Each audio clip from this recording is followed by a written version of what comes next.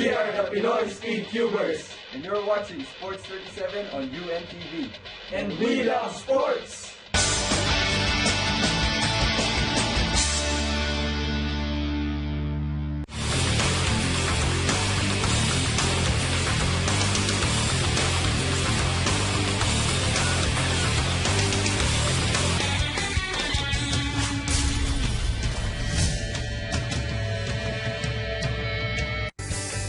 You are watching Sports 37.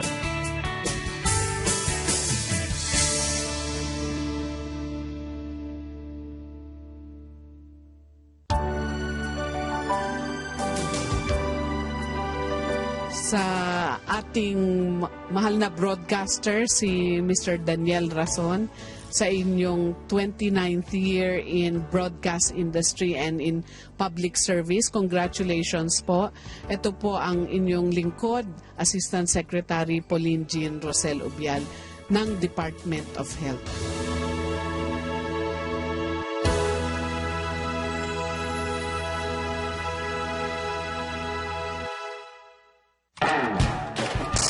Desktop? Laptop? Cellphone? Basta may connection, may link ka sa impormasyon. Click mo lang sa untvweb.com. Nandyan na ang kasangbahay mo. Kahit saan, kahit kailan na channel via live streaming sa UNTV Web.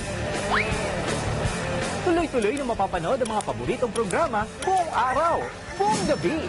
Kaya kahit tulog pa ang iba, may napapanood ka na. I-bookmark lang ang untvweb.com. Ang inyong kasangbahay channel! Araw, buong gabi, buong linggo!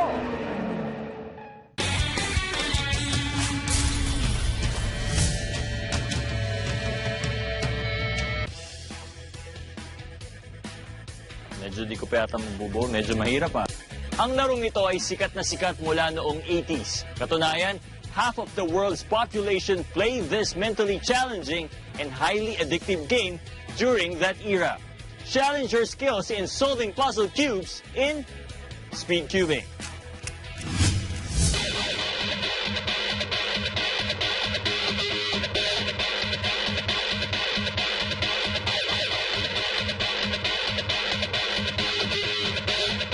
For many years, millions of people all around the globe experienced the challenge brought by this multicolored cube called Rubik's.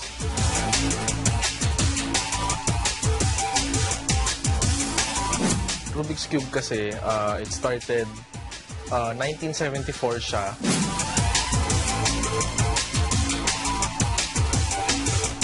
Ginawa ni Erno Rubik as a project, architectural project para for his school. I think for his thesis, he wanted to make a puzzle na pwedeng ikutin lahat ng sides niya and corners niya na hindi ma-deform, hindi masisira yung cube. It was originally called Magic Cube, but was later named after its inventor. Around 1979, 1980s, pinatent siya ng first toy company, which is 7 Towns. And then after, I think, a year, yung 7 Towns na yon, binalik kay Erno yung pagkapatent dahil para makilala si Erno sa mundo. Since it started selling in 1980, mahigit 300 million na nito ay naibenta sa buong mundo. Actually, nag-start yan, yung isang US toy company na nakita yung Rubik's Cube. Sinabi nila na pwede nilang i-market to sa buong mundo. Nag-start silang magbenta, and then at the year 1981, nakapagbenta sila ng 5 billion Rubik's Cubes around the world, making 1/5 of the world's population naglalaro na ng Rubik's Cube. At mula sa 3x3 6-color cube, nagkaroon na rin ito ng iba't ibang variations. Hi, my name is Paul Go. I'm a member of PCA, and I'm here to show you the uniqueness of the current speed cubes available in the market today.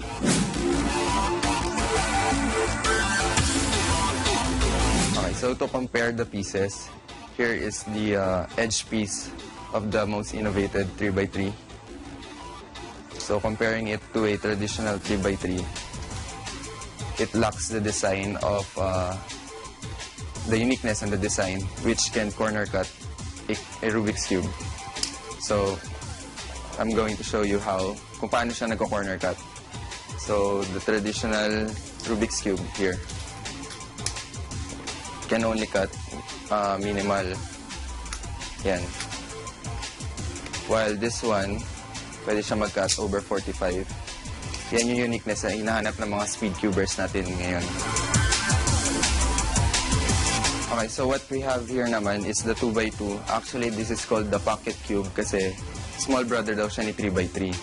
After this was released, parang came up sila ng isang design naman na mas maliit na tinawag nilang pocket cube na 2x2. Actually, pattern din siya sa pagbuo ng 3x3 and you have to have the knowledge of how to solve a 3x3 para mabuo nyo rin yung isang 2x2 cube.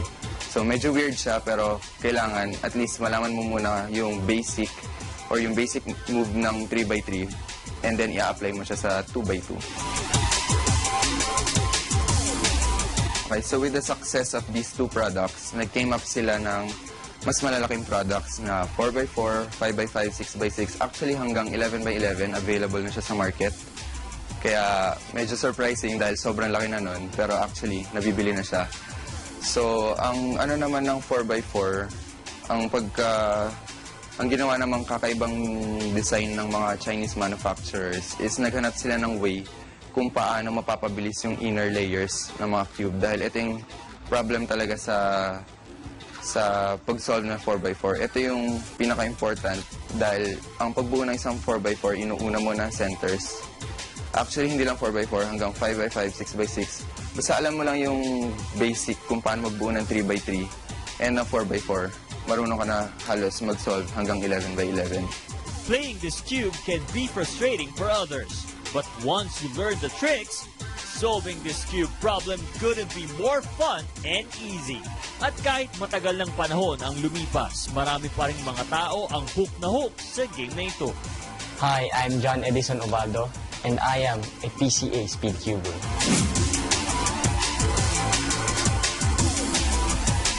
In 2007 po kasi, parang nakita ko po sa TV yung first ever National Rubik's Cube Championship. So parang nagka-interest ako kung paano nila nasa-solve yung cube kasi ang bibilis nila. And then after ng ilang months, parang nagagaluan ako ng Rubik's Cube ng classmate ko. Kasi nga, nauso na siya nung sa school namin. Mula nung day na yun, I started speedcubing na talaga. As in yung speedcubing na nag-aaral na ako ng mga algorithms, hindi lang yung beginner's method. Ako po si Glenmark Salgado, member din ng Pinoy Cubers Facebook group. Tapos founder ng Northern Luzon Cubers.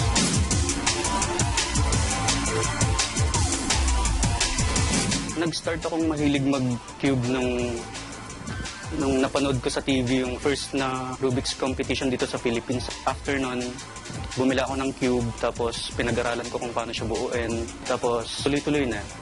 Parang na-discover ko online, nakapag-research ako, parang meron palang mga beginner method, advanced method. Tapos yun, tuloy-tuloy na.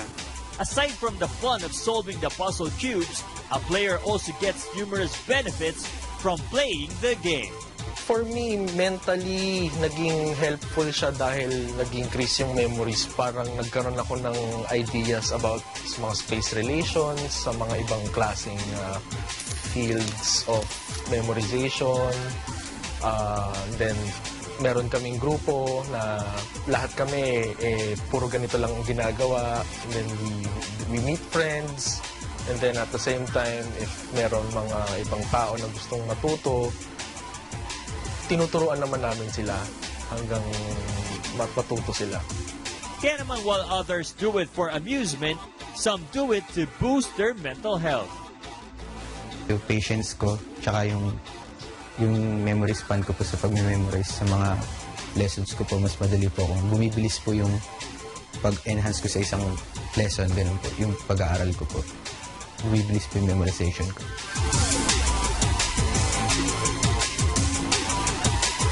Philosophy ko kasi sa cubing, walang imposible. Basta paghihirapan mo siya, basta mag-i-exert ka ng effort. So parang sa real life activities, kung magbubuhos ka lang talaga ng effort, magagawa mo yung isang bagay. So yun lang, parang sa cubing, yung mukhang imposible, pag nagagawa ng ibang tao, iniisip ko, posible yan kasi nagagawa nila. Mayroong way para gawin, may amount ng effort na kailangang ibigay para ma-accomplish mo siya. So sa real life, parang ganun din.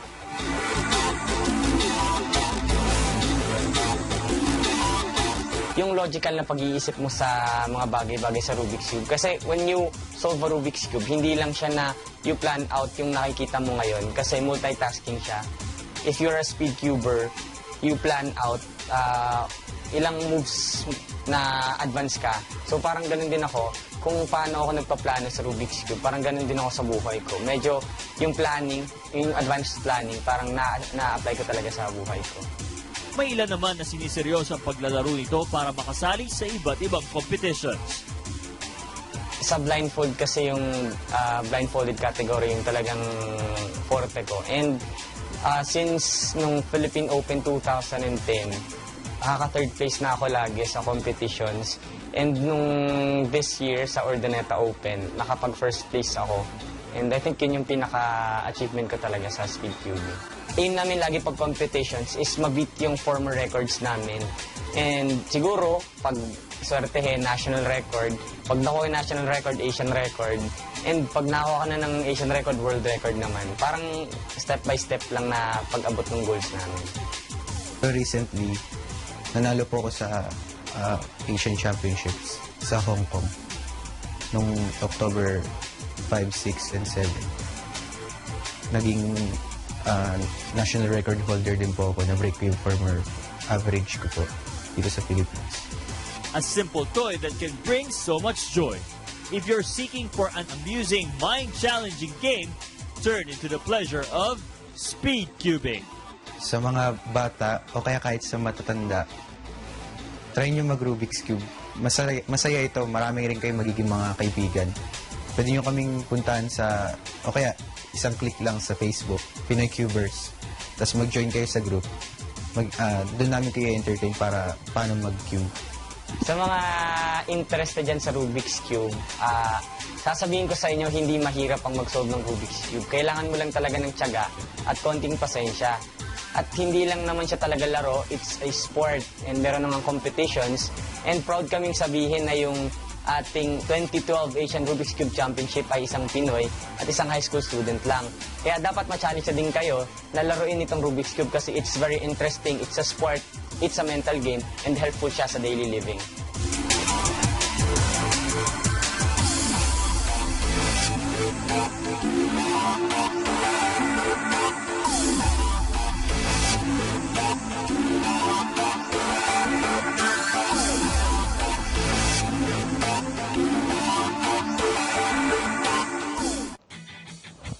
Alright, Buona.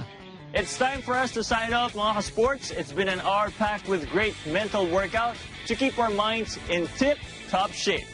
But before we end the show, again, we would like to thank Mr. Angelo Lasada of Bert Lasada Swim School. Thank you po, sir. At ayan po, bumalik na kami sa pag-swimming. Medyo nakakapag-practice na po ulit kami. And to Mr. Henry Kobayashi of Hybrid Yoyan, salamat po sa inyong pag-guide sa amin sa martial arts. And of course, don't forget to serve by our Facebook page, www.facebook.com/UNTV Sports 37, and our Twitter account, www.twitter.com/Sports 37. And join us again next week here on UNTV, your only public service channel. Ito ang inyong ka-sports, Ryan Ramos, na laging nagpapaalala sa inyo na sa pagsasani ng katawan ay may malaking pakinabang. And this has been your only sports magazine show with the heart. Sports 37, I love sports.